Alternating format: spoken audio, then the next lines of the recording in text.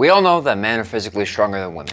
Not only are they bigger on average, but also about 50% stronger at the same body weight. But this should be no problem in chess. Chess is all about intelligence and strategic thinking. And men and women virtually have the exact same intelligence, except for men having a little bit of a wider distribution in intelligence, with a little more variance for men versus women. So then why is the highest ranked female chess player in the world ranked number 97th, Miss Hou Yifan, sorry about that pronunciation, who is far above any other female chess player because the second highest ranked female chess player is below the top 250.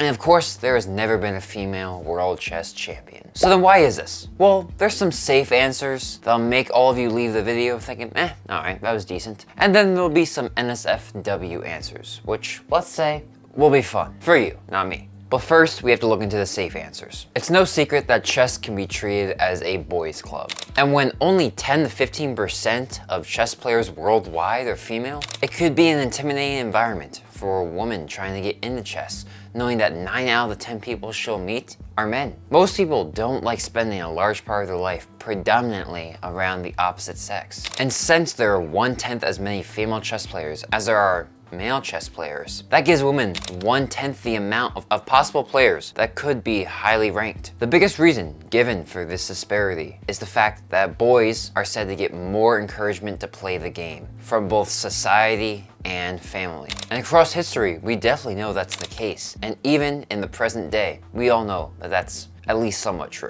Some research has also shown men to be better at spatial reasoning, important in visualizing the movement of 3D chess pieces. But whether or not this is from cultural reasons, with men being more likely and pushed towards the direction of jobs and tasks and hobbies that take spatial reasoning, or if this is something innately different between men and women, is not known. It's the nurture versus nature debate that is just not known across basically anything that involves people. But now, the NSFW answers. Answers that get men removed from their jobs time and time again. It's time to look at any inherent differences between men and women that are making women worse at chess. There's a chance that women just don't want to play chess as much as men. On average, that is. With women enjoying games about cooperation much more than violence and competition relative to men. Chess, which I would argue is not physically violent, is definitely a competitive game, and that for many in the highest ranks view as a violent mind game. This could be due to the fact that women on average are much more agreeable than men. But to point out something that I'll probably make a video on later, it isn't by much. If you look at the research on the screen, you could see the small difference that men and women are separated by in this trait. And this goes true for most psychological traits, where there is a tiny variation between men and women in most traits. However,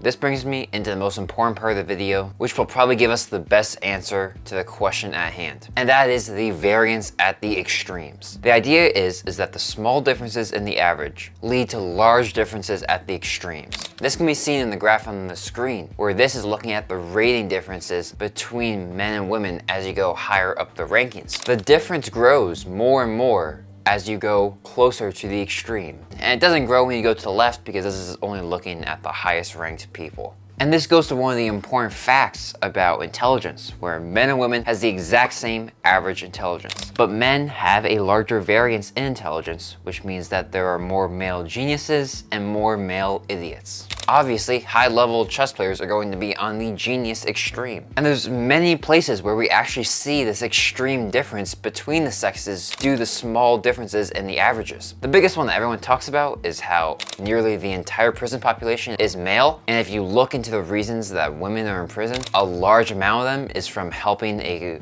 related male with another crime. The majority of intellectuals being male, which is different from intelligence. It's more like people who discuss philosophy or theology or intellectual concepts at a high level. A majority of emotionally volatile people, which usually contains depression and or anxiety, being women, and too many more to note. This is just something that we keep seeing time and time again. So whenever I hear someone complain about a group, say men controlling all the wealth or something like that, and while that might be technically true, I think it misses the mark, which is that a very slim, extreme minority of men hold most of wealth, where it is a few thousand of the most successful entrepreneurs or government officials or absolute monarchs that hold a majority of that wealth, while the average man is pretty similar to your average woman. But why is it the case that men are the ones that are more variant in their traits? Why not women? I think the best answer is the reproductive hypothesis, which states that the reproductive resources of men are just a lot less valuable.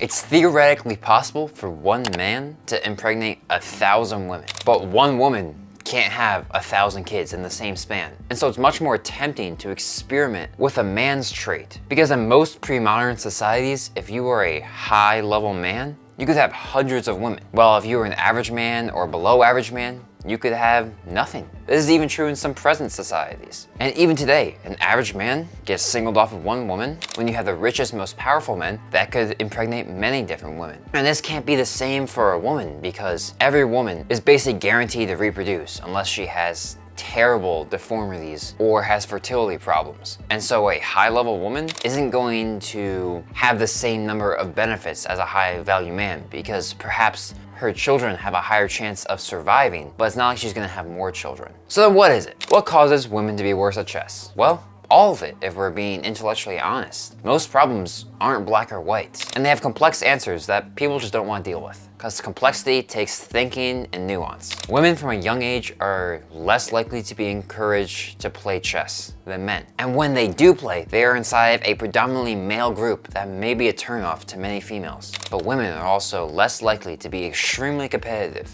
extremely intelligent, and extremely singly focused on chess, devoting their entire life to a game where you move pieces on a board. Now, of course, keep in mind that women are only slightly less likely to be competitive, on average have the same intelligence, and they're only a little less likely to be singly focused on something like chess. But because of the radical difference at the extremes, this is how it plays out at the high levels. This video comparing men and women was mostly lighthearted than chill. I don't think too many of you got offended, hopefully. But are women worse leaders than men? I know, absolutely crazy question for me to ask. Probably not a great video to make. If you're one of the few that can handle uncomfortable questions, the video doesn't have the answer that you're expecting. You can check that video out right here. And don't forget to remember, we're all very similar, the majority of the prison population is male, and ask controversial.